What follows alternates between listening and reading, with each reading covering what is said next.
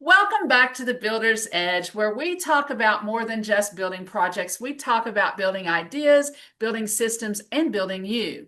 You know, every contractor out there has had that moment. You're in the middle of a job, the sun's beating down, or the clock's ticking, and you stop and think there's gotta be a better way. Well, today's guest didn't just think that, he built the better way. Laurence Ash is the inventor of the Diplomat Brush, a patent innovation that's changing how painters and contractors get the job done. His story reminds us that sometimes the biggest breakthroughs don't come from boardrooms, they come from job sites.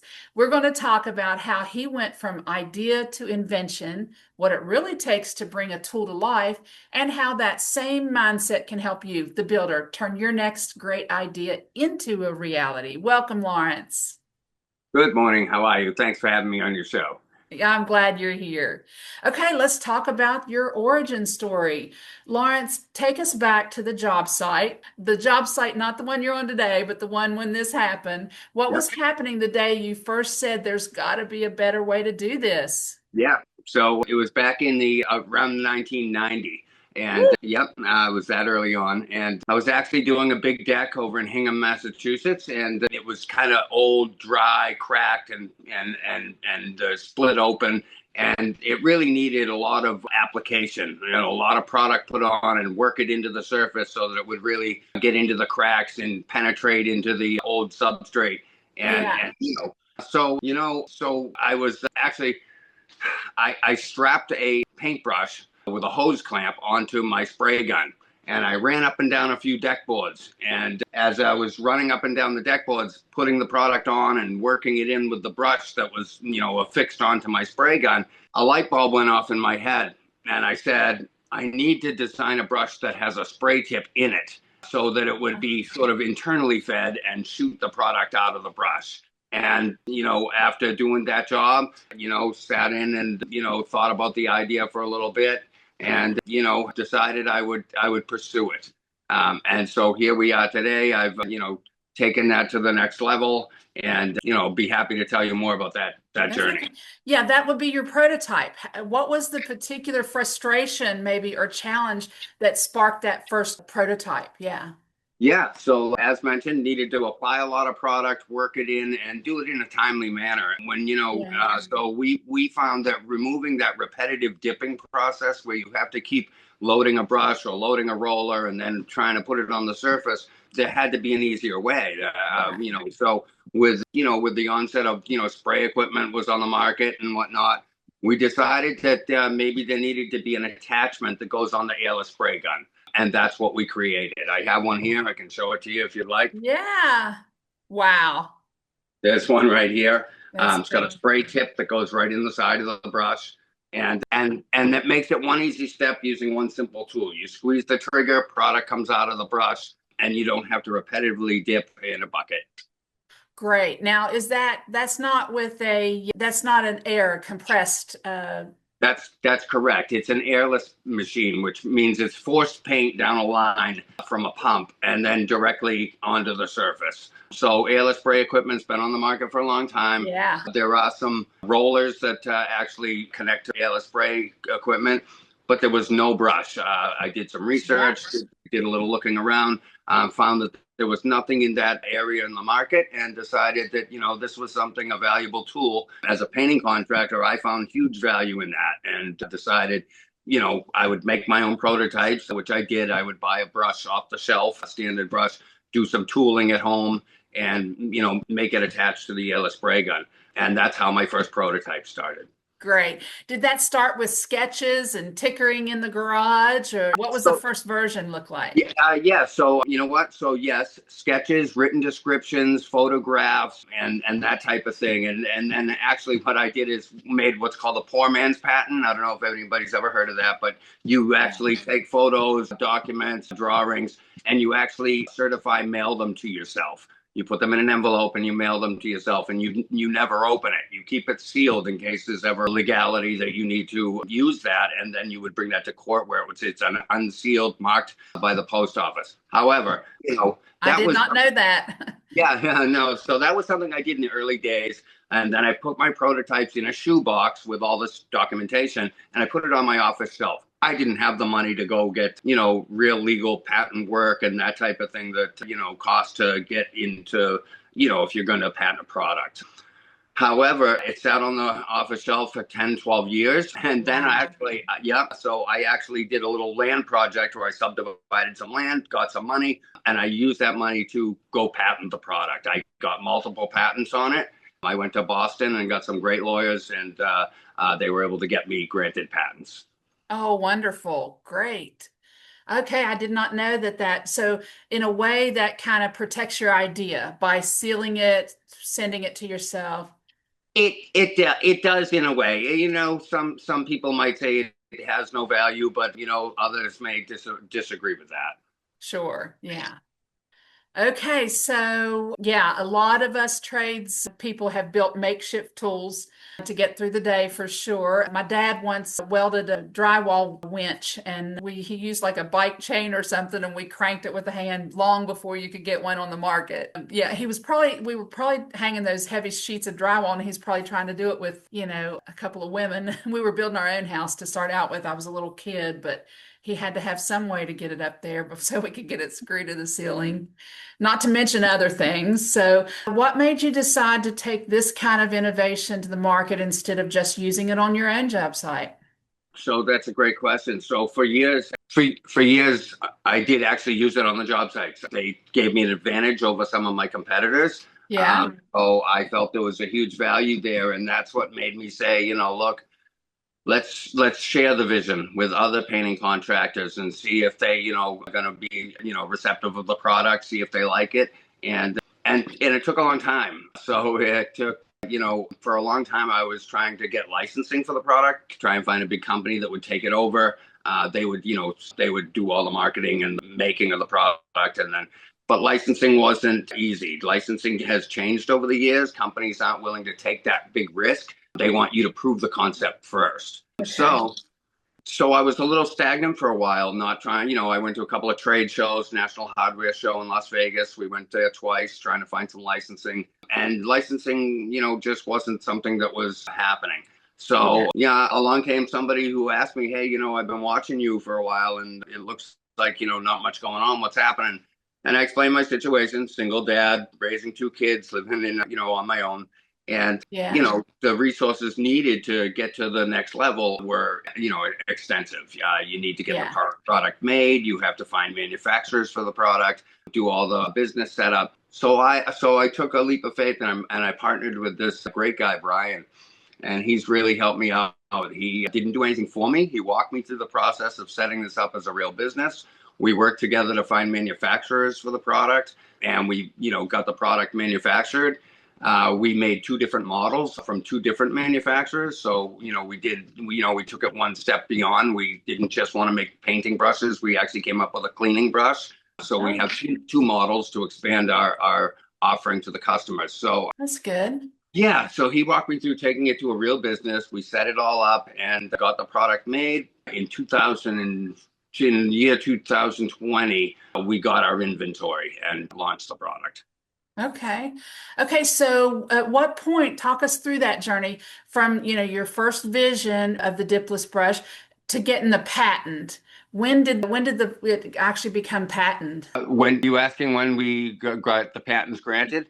Yeah. At what point in the process did you secure your patent? Yeah. So that was first step right off was, get the patents applied for.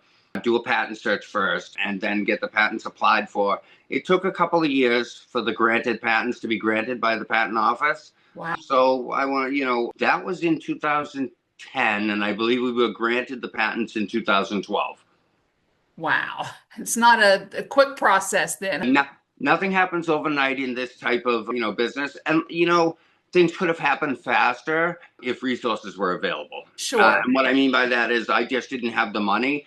In fact, every step of this product that we've achieved, we took out of pocket. We bootstrapped it. We didn't take investors. We owned the whole business, and we paid for everything upfront in cash. Yeah. Wow. Were there ever a moment that you thought, I'm going to give this up? I can't do this? You know what? I want to say that, you always have those doubts. Those will always kind of be there, especially in the slower times or the harder times. But the answer is no. When you dedicated yourself and you decided you're going to, go forward with something, I think that if you're really dedicated, you're going to give it your all and, give it, everything you got. So Yeah, I want to say that, sure, there are times where you say, you question your decisions, of course, and that's just sure. normal as thought process goes on. Yeah, sure. But it's not, it's launching a new product also is not a easy venture. You have what's called product awareness, and that's really hard to establish. Yeah. Yeah, let's talk about that. It's tough enough to run a job, let alone the business around a product. How did you learn the business side of things, like the marketing of it, the Yeah. production and all that? Yeah, so I've always had some sort of natural talent for marketing in some sort of way.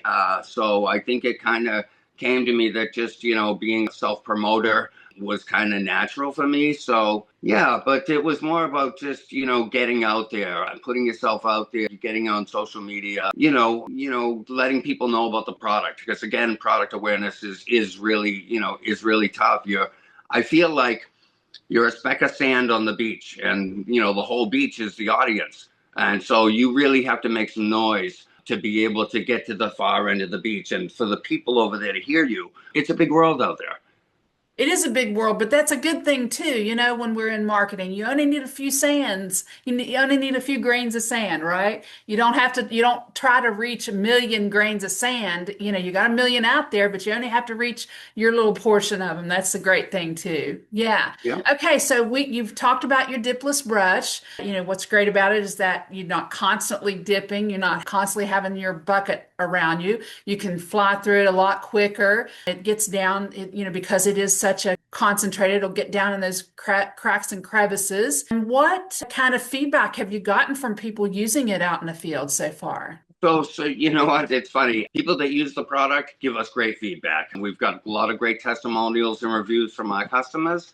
And generally speaking, if you have anybody that has negative things to say, they usually haven't tried the product.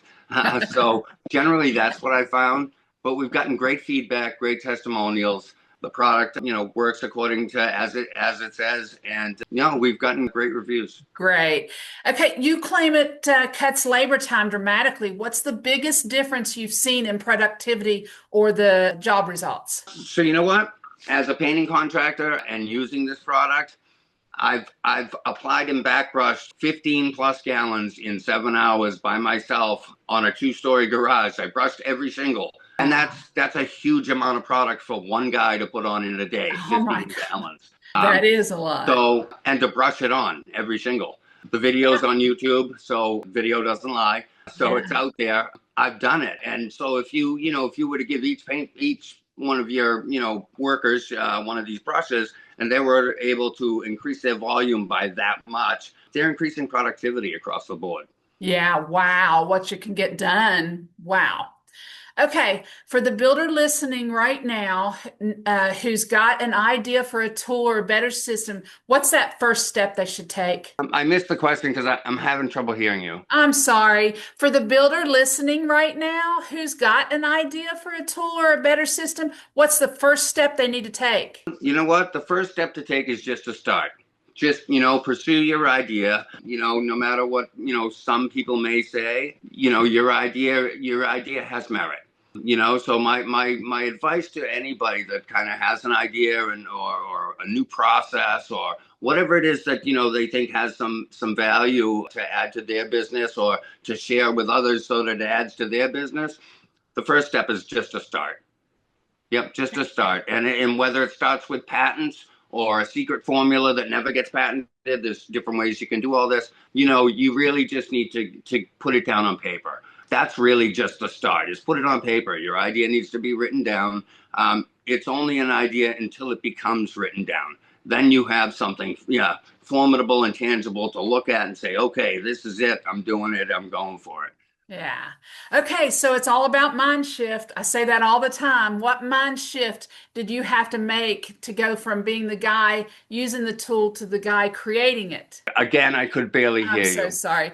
Looking back, what mindset shift did you have to make to go from the guy using the tool to the guy building and creating the tool? Yeah, so it's a whole new business. It's a aside from your daily routine, your job, whether it's building, painting, electrical, whatever you do, you have this process idea that you want to share or protect or bring to market or, in that realm.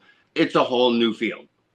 So there's a lot of learning process. Much as you mentioned earlier, I had to go through a whole new learning process. I had to learn what it's like to run a different type of business. So in the world of business, it's the same, but the pragmatics are a little different. So but it's the same. Yeah, so just be open to it, right? Okay, Lawrence, speaking of taking action, if somebody's ready to try this dipless brush and wants to learn more, where can they find you and make a purchase? Yeah, so you can always find us at diplomatbrush.com. You can find us on social media channels. We're there as well at Diplomat Brush. And yeah, we look forward to having more people check out our products, try them out, and see the value that we want to share with others. Wonderful. Lawrence, after this airs, you'll get a guest packet after this show airs, and it'll include branded reels and post captions and promo stuff so that you can get your message out there about your brush. If you share those, tag the Builder's Edge. I'd love to help get your message out. We'd love to do that. Yeah, Okay. happy to share. Okay, to my listeners, I want you to do something with what you just heard. I don't want you to leave it as an idea. If you've ever said there's got to be a better way, I want you to grab a notebook today and write it down, sketch it out, build a prototype even, take one step toward making it real. That's what separates the average builder from the builder with an edge, the ones who create tools, systems, and ideas that outlast the job site. Since we're talking about tools, I've created one of my own. It's called the AI Visibility Scorecard, and it helps business owners and contractors find out how visible they are online now that AI has changed how customers, search for you online. You can head over to my site, ai-visibility-fix.com, to see where you stand and learn how to show up stronger online, and I'll drop the link in the show notes. Lawrence, thank you for being on the show and for reminding us that innovation doesn't always come from the lab. Sometimes it comes from a ladder.